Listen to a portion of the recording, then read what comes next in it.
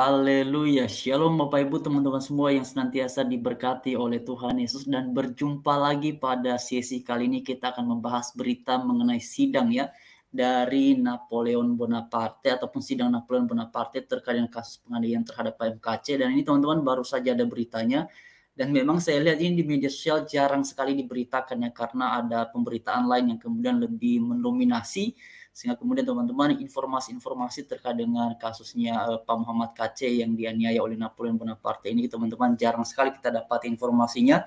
Tetapi puji Tuhan sudah ada satu media yang kemudian memberitakan mengenai dinamika dari kasus ini, dan karena itu mari kita simak sama-sama seperti yang ada di layar Bapak Ibu atau teman-teman semuanya. Dan karena itu mari juga terus doakan supaya ini kiranya pada akhirnya ya teman-teman semuanya diasaskan pada kebenaran dan keadilan. Seperti yang ada di layar teman-teman semuanya, mari kita lihat di sini ya.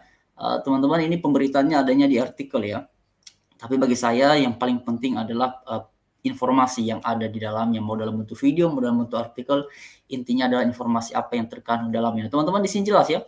Ini hari ini ya. Hari ini teman-teman, dan ini tadi pagi ya, menjelang siang ini, Irjen Napoleon dituntut 1 tahun penjara ya. Sebentar di sini, kasus aniaya MKC. Jadi jelas ya teman-teman.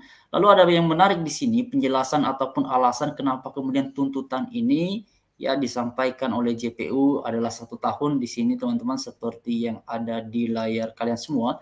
Dikabarkan bahwa mantan Kepala Divisi Hubungan Internasional yaitu Polri Irjen Napoleon Bonaparte ya teman-teman, memang sampai sekarang dia ini masih anggota Polri ya, belum juga dipecat ya, dituntut dengan pidana 1 tahun penjara karena dinilai terbukti melakukan penganiayaan terhadap Muhammad KC, yang menuntut majelis hakim yang memeriksa dan mengadili perkara ini agar menjatuhkan pidana terhadap terdakwa ya Napoleon Bonaparte dengan pidana penjara selama 1 tahun.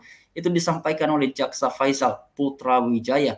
Lalu teman-teman di sini dikatakan lagi bahwa ya Napoleon dinilai terbukti melanggar pasal 351 ayat 1 KUHP Jungto, pasal 55 dan seterusnya teman-teman.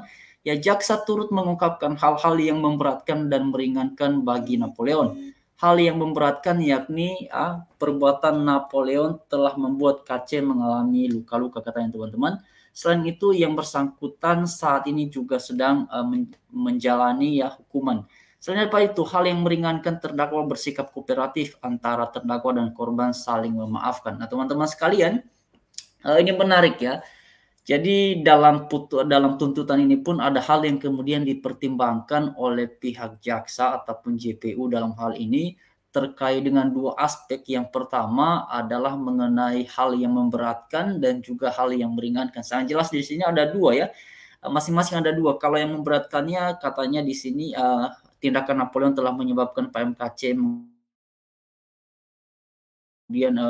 kemudian juga beliau sedang hukuman. Lalu kemudian teman-teman itu adalah yang dianggap memberatkan, sedangkan hal yang meringankannya katanya kooperatif ya. Napoleon kooperatif ya, mereka-mereka yang ada di persidangan.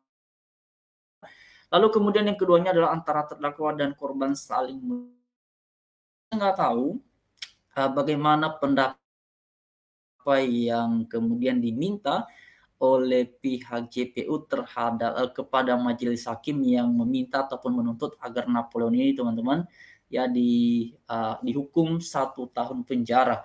Nah teman-teman, sejauh ini biasanya kalau tuntutan JPU itu pada akhirnya lebih ini teman-teman, sama kayak waktu itu Yahya Waloni kan dituntutnya itu 7 bulan tapi kemudian vonisnya 5 bulan. Jadinya biasanya selalu ada pengurangan ya, selalu ada pengurangan teman-teman. Tapi kita nggak tahu nantinya apakah tuntutan JPU ini akan dikabulkan sebagaimana yang disampaikan oleh JPU, akan dikabulkan oleh hakim atau bagaimana teman-teman. Tapi yang menjadi pertanyaannya adalah apakah dengan tuntutan seperti itu ya, apakah itu sudah setara dengan apa yang dilakukan oleh Napoleon Bonaparte kepada Pak Muhammad KC. Nah itu menjadi pertanyaan tersendiri. Karena teman-teman seperti yang kalian semua perhatikan, apalagi kalau teman-teman mengingat ya bagaimana wajahnya Pak MKC beberapa waktu yang lalu itu ya, memang teman-teman sebelah bagian mana itu ya, matanya lebam ya, dan beberapa hal lainnya yang kemudian apalagi dengan dilakukan satu tindakan yang mana itu benar-benar sangat tidak manusiawi. Nah teman-teman, ini dia di dalam artikel ini juga ada satu poin yang sangat menarik ya, karena itu saya sebut bahwa pada akhirnya Napoleon ini ya bisa disebutkan menyerahlah dengan apa yang sudah dia lakukan kepada PMKC ini dia teman-teman. Ya seperti yang ada di layar kalian semua. Jadi di sini oke sebentar teman-teman. Di sini ini dia teman-teman, ini dia.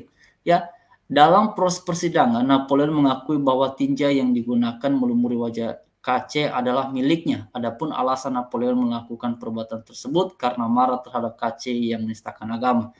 Jadi itu teman-teman ya. Jadi tinja yang kemudian dipakai itu adalah milik dari Napoleon ya.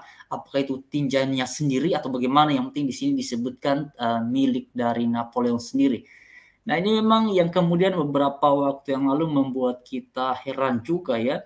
Ada orang yang kemudian bersikap dan ya melakukan tindakan tersebut ya, apalagi teman-teman itu disangkut pautkan dengan ya teman-teman marah karena ada menista agama ya, sekalipun sebenarnya tindakan itu juga sudah dikritik oleh banyak pihak. Salah satu diantaranya yang juga menyampaikan respon adalah Pak Gus Yakut beberapa waktu yang lalu, yang menyampaikan bahwa apapun itu ya, kekerasan atas nama agama tidak dapat dibenarkan ya. Kita kembalikanlah kepada mereka-mereka yang kemudian punya keyakinan terkait dengan hal seperti itu, tetapi yang penting adalah kalau di dalam iman kita orang Kristen ya, kalau di dalam iman kita orang Kristen ya, tidak ada petunjuk hal seperti itu, bahwa kalau iman kita diocehkan ataupun kemudian dikatanya atau bagaimana ya, tidak dibenarkan dibalas dengan cara yang sama. Alkitab justru menyampaikan hal yang luar biasa. Orang-orang yang kemudian mengoceh mengenai iman kita ini justru perlu didoakan, perlu diucapkan berkat atas mereka supaya pada akhirnya mereka menyadari ya bahwa seharusnya sebagai insan yang mengaku beragama ataupun mengaku bertuhan tidak melakukan perbuatan-perbuatan yang justru bertolak belakang dengan hal-hal yang bersifat dengan perbuatan baik. Teman-teman, saya secara pribadi sangat meyakini bahwa nilai-nilai humanis itu selaras dengan nilai-nilai di dalam ketuhanan ya. Karena bukti adanya ya, bukti dari kita teman-teman memberikan pengakuan bahwa kita ini adalah insan yang beragama, insan yang bertuhan ya.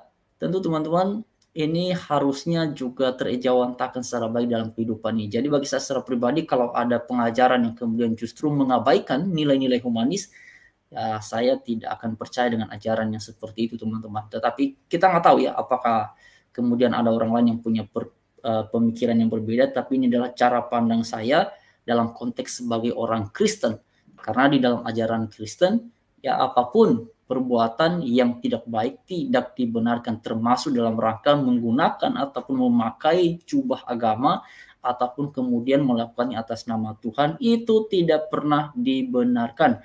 Karena kekristenan berdasar pada kasih Kristus. Itulah yang diajarkan oleh kitab suci, dan itu teman-teman bisa dapati dalam banyak ayat dalam kitab-kitab Injil ataupun dalam kitab-kitab lainnya yang berbicara mengenai topik-topik kasih. Karena itulah Alkitab juga memberikan kita petunjuk bahwa ya teman-teman, kita ini bisa berbuat baik, bisa berbuat kasih ya, karena Allah terlebih dahulu mengasihi kita. Itulah yang luar biasa. Jadi mari terus doakan ya, harapan kita teman-teman, semoga nantinya kasus tindakan penganiayaan terhadap PMKC ini bisa ada keputusan hukum yang seadil-adilnya, dan kemudian juga mengenai perjuangan dari tim kuasa hukum PMKC untuk PMKC mendapatkan keadilan ya terkait dengan hukuman yang sisa 6 tahun itu teman-teman. Kita tunggu saja upaya-upaya selanjutnya. Tapi mari terus doakan yang terbaik. Terima kasih. Shalom, selamat beraktivitas. Tuhan menyertai.